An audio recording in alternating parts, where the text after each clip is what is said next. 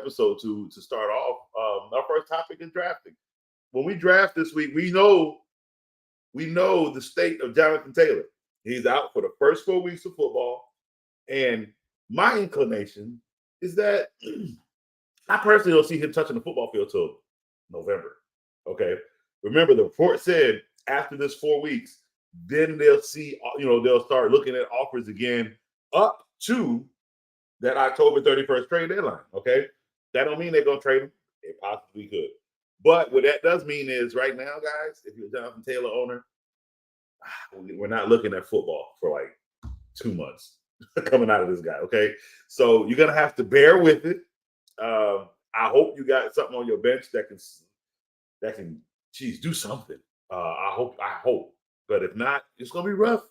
It's gonna hopefully somebody else's team, when them starting running backs get hurt, you can snag up that backup on the waiver wire, and then hey, none the wiser, right? Well, right now, it's gonna be a rough 4 weeks, guys. It's gonna be a rough 4 weeks. And for those of you who don't have Jonathan Taylor, for those of you who, hey Joe, look. See, the problem, Joe, you don't like what's going on with Jonathan Taylor, but the problem is Jim Irsay did this to everybody, okay? He went out there and put out that report that he allowed Jonathan Taylor to talk to other teams. It should have stopped right there, but people got excited. The media ran away with it, and that man came back and said, they ain't want no offers enough that money me to trade. He came out already and said he's not trading this kid. So unless there's a Jalen Waddle type of person being offered up, Buddy's staying put, and Buddy's gonna be on the public list. Because I don't know how many times you can be on the public list, but again, right now, Jonathan Taylor's not playing football for like at least November. So with that being said, Coach did drop him to like rank 71. I mean, that means don't touch him till like round 7, 8, 9. If you did, let's say, you didn't draft him, or let's say I think some leagues he actually ended up on the waiver wire. Now that's stupid. Don't go do that. Go get him. He will play football this year. Okay. Don't let him sit on a waiver wire. No, go get him and put him on your bench, because at that value, he's not a waste. Okay. He's gonna sit on your bench while everybody else plays, and then when he's ready to play, he comes. It hurts your value when you use one of your top 5 draft picks to grab Jonathan Taylor, and there's no vision of him playing football, at least for the next 2 months. I'm telling you. And remember, I dropped him because why? He wasn't at work. I left Saquon at 7. Why? He went to work immediately. I dropped Josh Jacobs down to like 4th, 5th round. Why? He came to work late. Okay. So you got to get the guys. I wanted you guys to I ranked people high at their ranking level if they was at work, period. Okay. You didn't come to work, you drop them. I'm not going to have you up there just because you think you're in. You still got to come to work. Still got to put in the practice. Still got to put in the production. Okay.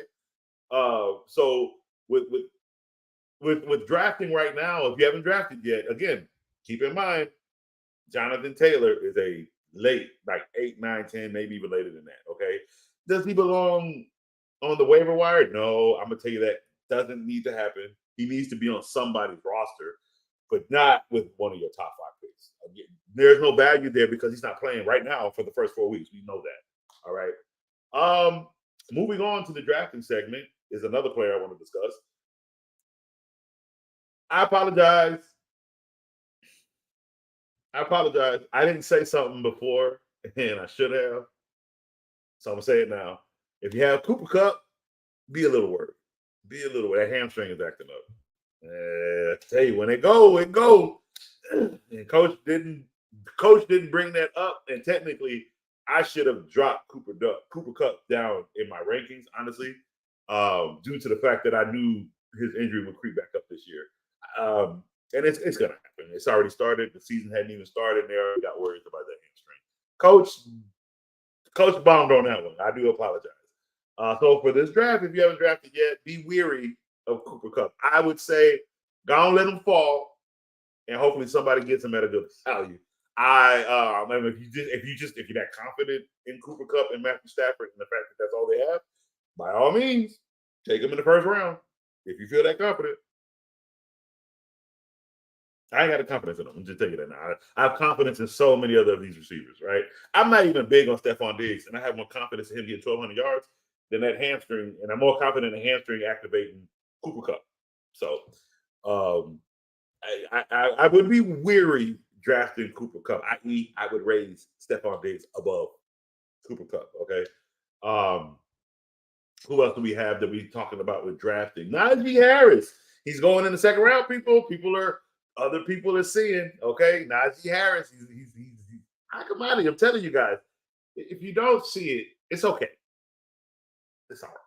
He's going to show you, okay? And the people who drafted him are going to show you guys every week when they're playing, okay?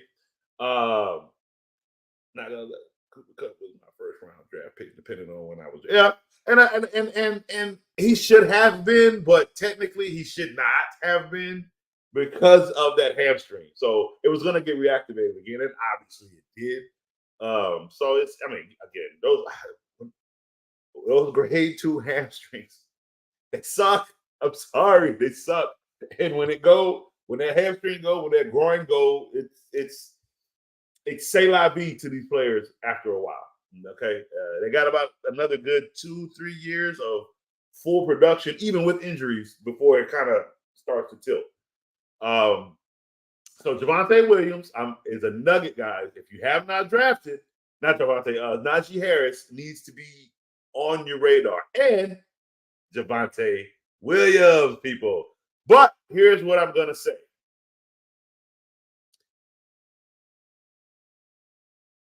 He's only had 1 year as the lead back, and he got hurt. That worries me a little. Okay, why am I speaking about that? Guys, think about your draft. This is your team, not mine. Okay, coach is telling everybody I'm high on Javonte Williams, right? But at the same time, he's coming off of an injury, and he may not be the same. I don't know. No one knows. I'm high on him because of who his coach is, who the team is, the offensive line, what they have going for them. That's why I'm high on him. And I believe what I saw in preseason out of his ability, out of him himself, gashing them for that big yard game, that is what I believe we're ready to see and what he's going to do per the season. Okay? So therefore, I'm high on it because of what I've seen there. However, if you are weary due to the injury, stay away. There's so many other running backs. Nick Chubb is like, I don't know why people are so scared of Nick Chubb. I don't know why people are so scared of the Browns, honestly. Like, guys, if you're drafting this weekend, please have a Brown on your team. I saw somebody's draft, Deshaun Watson, he's on the waiver wire. I don't know who. And I think it was a 12 or 14-man team. I have no idea who could have who could have. Oh, well, never mind. He did show me his, and he had Tua. Look, guys, I'm gonna be honest with you with Tua. Everybody's high on Tua. Everybody's high on the Dolphins in this offense. You guys are not looking in between the lines, okay? You got to remember, this Dolphins offense is not balanced. It's a shotgun offense. Wait for Tyreek, one of these fast receivers to get down the field, chop, chop, chop, run the game, but no real running, okay? And yeah, they put up like 4 touchdowns, and then the defense gets gassed, and in the second half, they're giving up 23 points, and they got to hold on by field goals, okay? Because Tua's arm pretty much and body is pretty much done if he ain't even last the game. And I saw in preseason, but he's still falling hard. His head gonna get clanked on that field, and he's gonna have another concussion. And Skylar Thompson is gonna end up. I know everybody thinking Mike White, Skylar Thompson might mess around and be the starting quarterback for this season. I'm not big on Tua because I don't think he's gonna last the season. I've been saying this since he came into the league. It's not changed. Like, I don't. Whatever everyone is waiting on for Tua, keep waiting. Keep on waiting because I think whatever we got last year is what we're gonna get. Even if he stays healthy, that's all we're gonna get. And it's not championship caliber team with the way that offense is ran. I'm not blaming him for that. That's the coach's offense. That's his scheme. He has no balance between 5 and 15 yards. It's 15 plus is where they go with the ball. Like, there is no mid-range or short game passing. We might see that this year. Maybe they did change it up. Maybe we see it. But I don't know. we're going to have to wait, of course, till week 1 to see all that. Isn't that exciting? Wait to see. All right. All right. So as we are drafting, this is one part I want to bring up. I don't think I talked fully on last episode, so I want to do it more this one. When we're drafting, I hope we're all keeping the points in mind per what I don't use the word what we expect. We expect a lot when it comes to fantasy, but it's not necessarily a matter of expectation. It's a matter of um, foreseen, if that makes sense, right?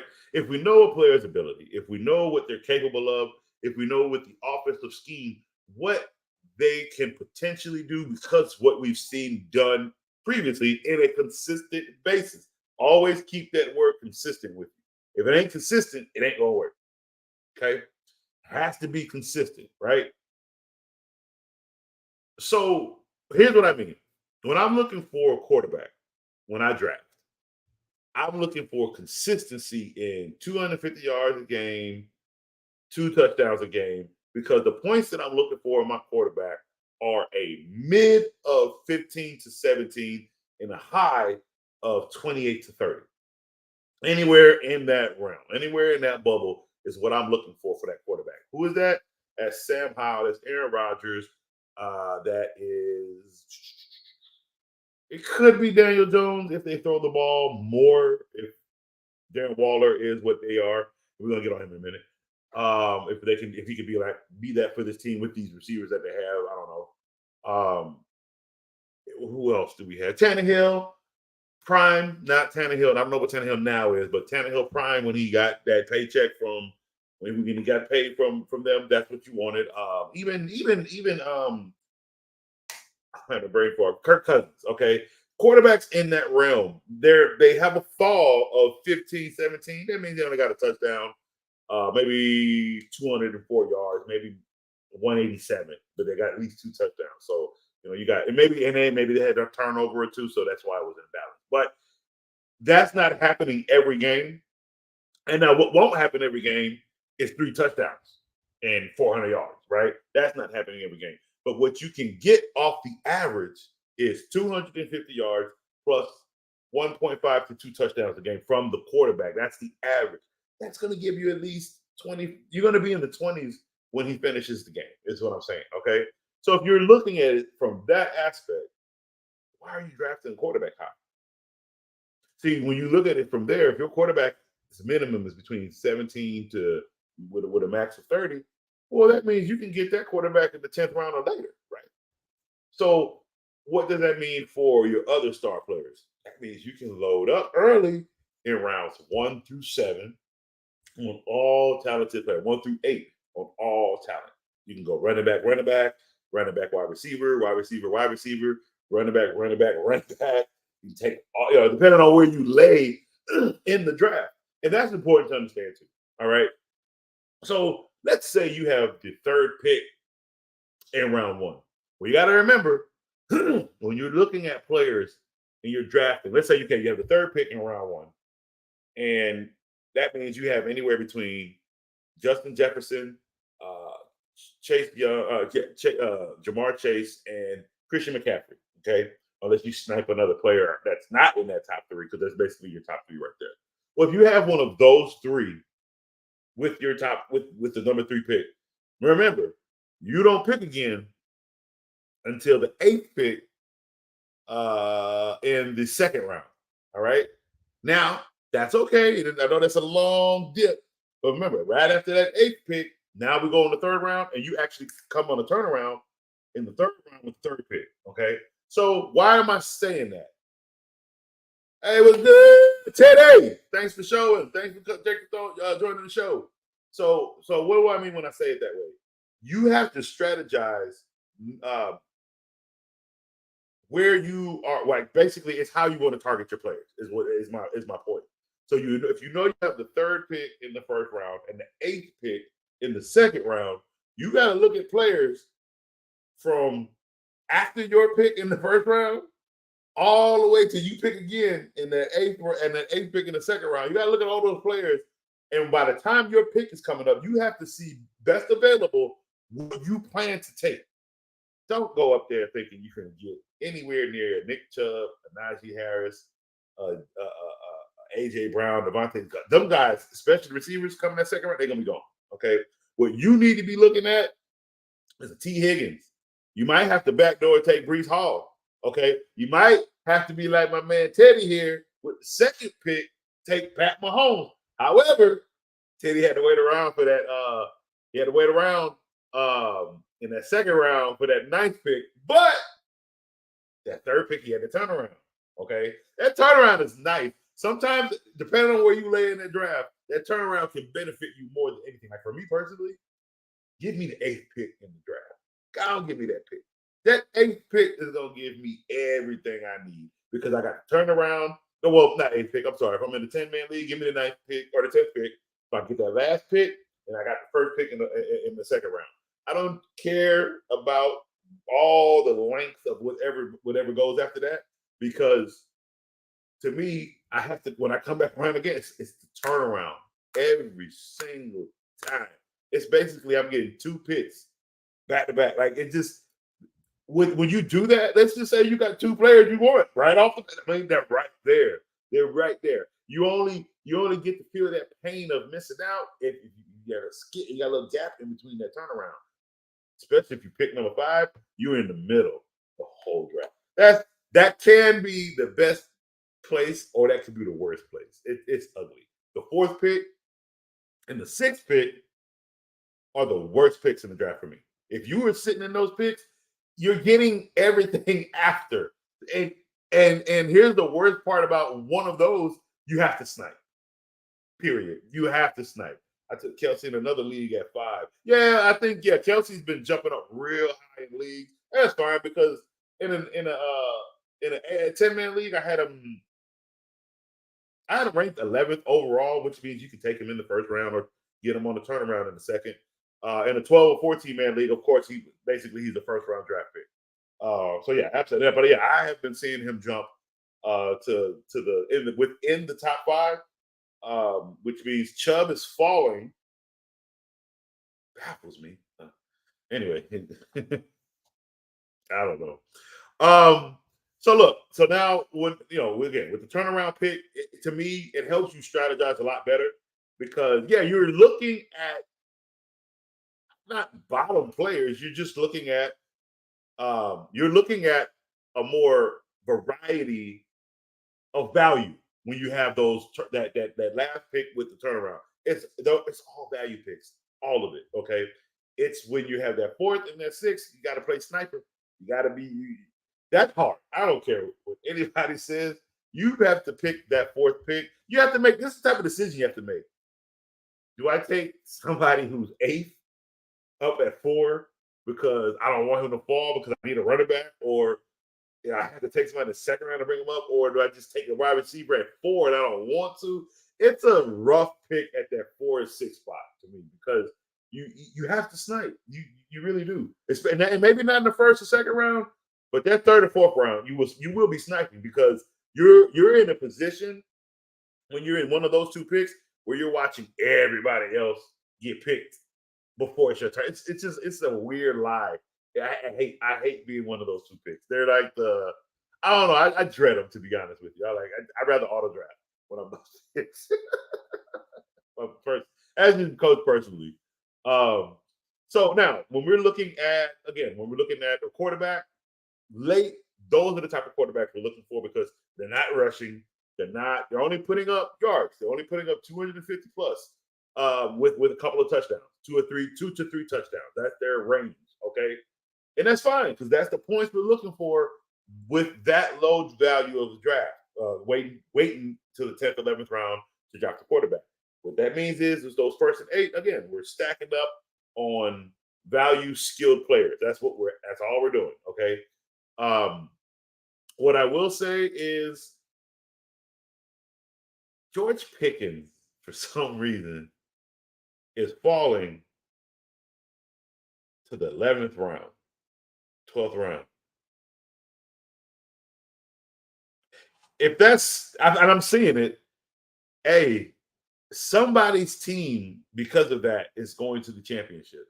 There's no way he should have fallen that low. Me personally, I would have sniped him in the 6th or 5th because I'm a sniper. A guy like him, I understand where his value is. I'm sniping that. There's no way he's going to show and represent that low of value. No, George Pickens will be a top 20 wide receiver by the end of the season. You see what I'm saying? You can't. That's why you can't listen to ESPN. Don't have him that low. You should have. Thank you, T. Thank you. You should have drafted him within. You should have sniped. That's a guy you should have sniped. Zay Flowers. He's going in like round 14, 13. He should be sniped in round 8, 9. Okay. There's no way those two guys should be that drafted that late. Oh boy, people are going to be so mad. I think there's a perfect round for Calvin Ridley. He's been going in rounds between 3 and 5. Absolutely perfect. Round 5 is a steal. Round 3 to me is like the perfect opportunity and place to get him. He's the one, I think, but there's so many weapons there that his numbers won't go above 25 points. 20. Don't get me wrong. He'll have maybe 3 or 5 games throughout a 17-game stretch where he'll put up 35 points around that range. But his average there you go, Teddy. His average would be about 22, 25. Number one receiving numbers, don't get me wrong, okay? But as I'm saying, you still got Christian Kirk there who's going to put up big numbers.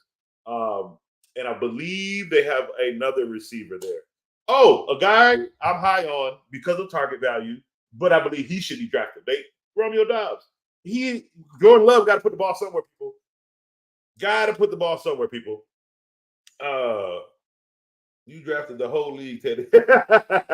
Nah, Teddy been listening to the coach. That's what it is.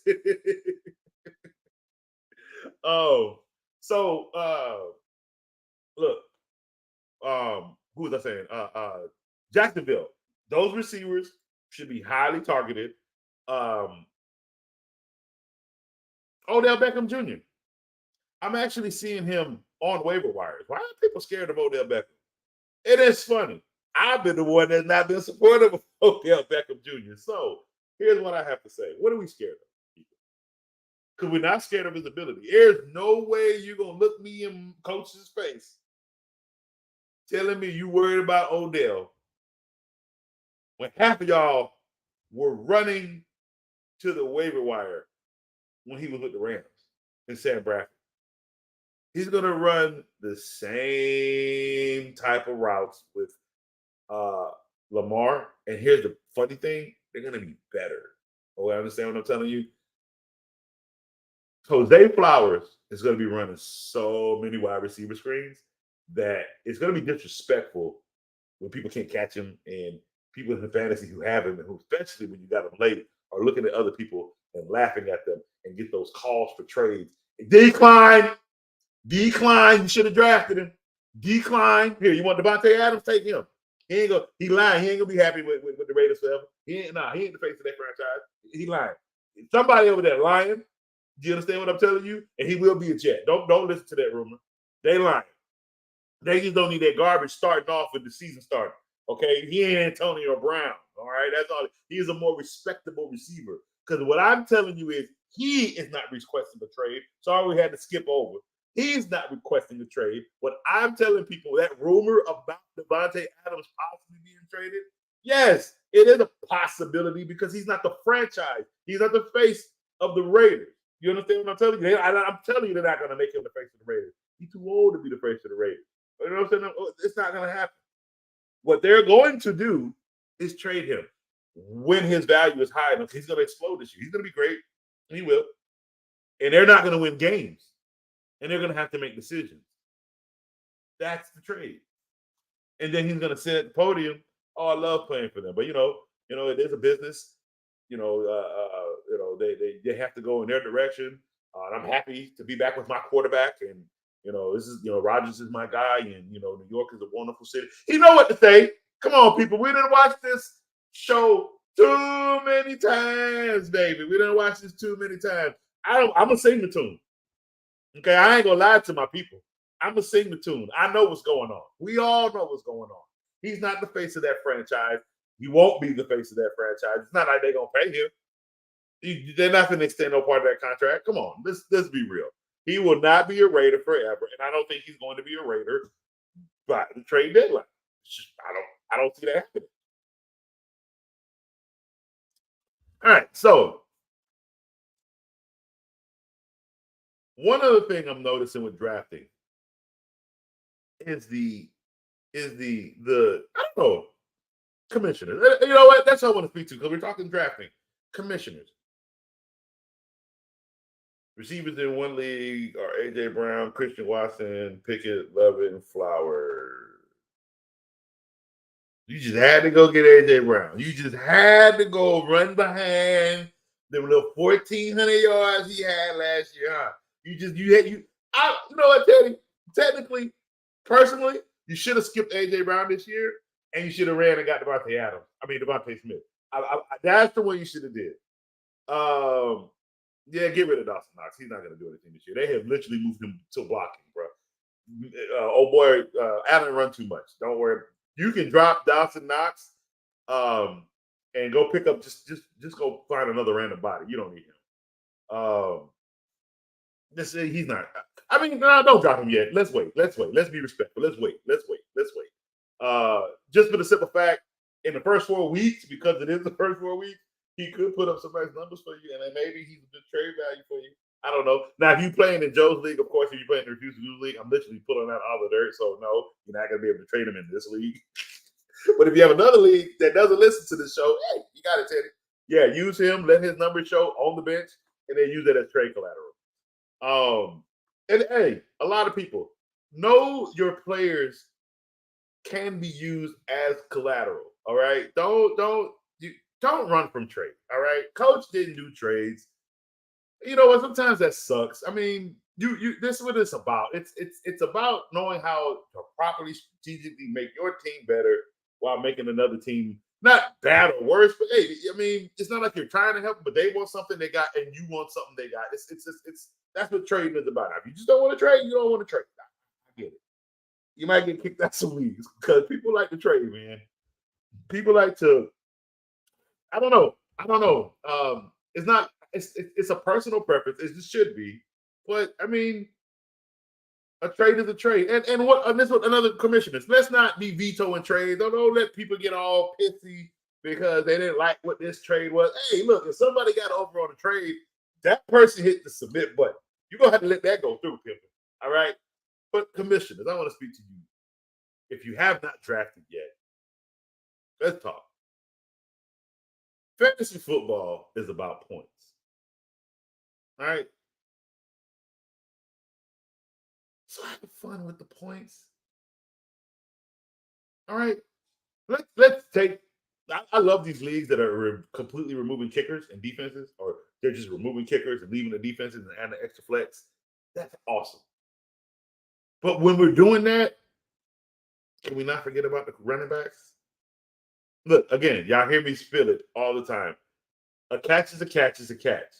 But guys, a carry is a carry is a carry. They both can get fumbled. So here's what I'm saying, right? A lot of people will argue, well, a receiver has to go at least 5 yards to receive the catch. And then that's, it's difficult to do all that. But what about the catches that are right there on the goal line? Those screen catches, it's still a catch. It's still counted as a catch. And sometimes it's just that catch because he get popped right there on that line. So he didn't get a yard. Same as a carry from a running back that got hit in the backfield, bro. Come on.